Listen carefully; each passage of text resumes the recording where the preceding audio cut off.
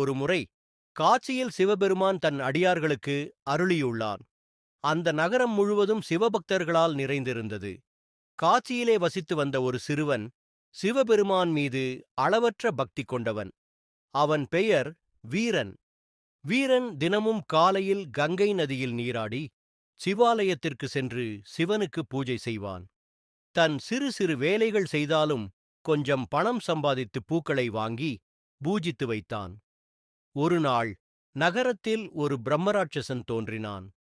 அவன் காட்சியிலே புறம்தோறும் பயம் உண்டாக்கி பக்தர்களை சிக்கலில் ஆழ்த்தினான். நகர மக்கள் அதை தீர்க்க சிவபெருமானை வேண்டினர்.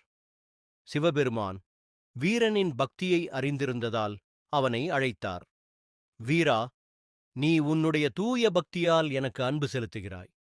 இந்த பிரச்சனையை முடிவுக்கு கொண்டுவர மானசீக சக்தியுடன் உனக்கு வலிமை அளிக்கிறேன் என்று கூறி சிவபெருமான் வீரனுக்கு திரிசூலத்தை வழங்கினான். வீரன் திரிசூலத்தை ஏந்தியவாறே அச்சமின்றி அந்த பிரம்மராட்சசனுடன் போராடினான். திரிசூலத்தின் சக்தியால் பிரம்மராட்சசன் வீழ்ந்தான். காட்சி மீண்டும் அமைதியடைந்தது. சிவபெருமான் தன் தாமரை கண்ணால் வீரனை பார்த்து, எல்லா சாதனைகளும் பக்தியால் சாத்தியம். பக்தியுடன் கூடிய நல்லெண்ணம் இருக்கும்போது தெய்வம் என்றும் உங்களுடன் இருக்கும் என்று அருள் பாலித்தார். அதனால்தான் காட்சி ஒரு தீய சக்திகளும் செல்ல முடியாத புனிதமான தலமாக மாறியது. இதே நினைவாக காட்சி விசுவநாதர் என்ற பெயரில் சிவபெருமான் இன்று பூஜிக்கப்படுகிறார்.